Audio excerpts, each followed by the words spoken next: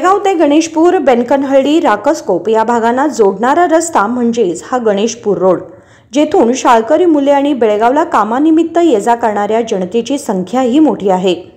येथून बस सेवाही अधिक आहेत, पण या रस्त्याची अवस्था बघता येथे कधीही काही अनुचित घटना घडू शकते असं दिसून येते।